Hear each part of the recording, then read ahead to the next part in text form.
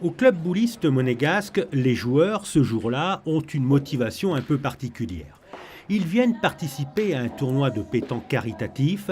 Les frais d'inscription seront reversés à Ombre et Lumière Monaco, une association qui a pour but de faire connaître l'albinisme, soutenir et financer la recherche de cette maladie génétique dont les conséquences sont d'importants troubles visuels ou une diminution de pigmentation de la peau et du système pileux.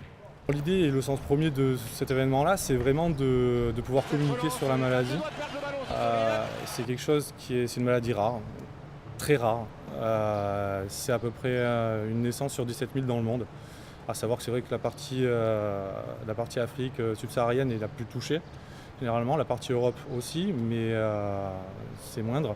Et donc en fait, de pouvoir expliquer pour éviter tout ce qui est discrimination et mise à l'écart. Et cette année, Émilie Fer a fait le déplacement. La championne du monde et championne olympique de kayak participe régulièrement à des actions menées au profit d'associations.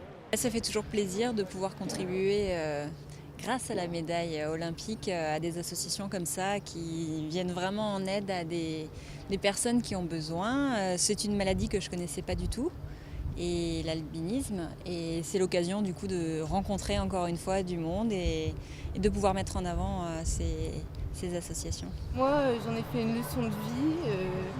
Pour moi, maintenant aujourd'hui je le vois comme quelque chose de positif parce que j'ai pas peur de la différence. Puis au moins ça me permet d'avoir des amis vrais, sincères, et de voir la sincérité des gens, leurs remarques et tout ça, de trier en fait les gens intelligents et pas intelligents. Ici, pas d'exploit sportif. Pour les enfants, les joueurs de pétanque, les passionnés de ce jeu de boules ou encore les néophytes se prêtent au jeu. C'est pas évident, hein. Je suis plus à l'aise quand même dans mon bateau avec la pagaie en main sur l'eau.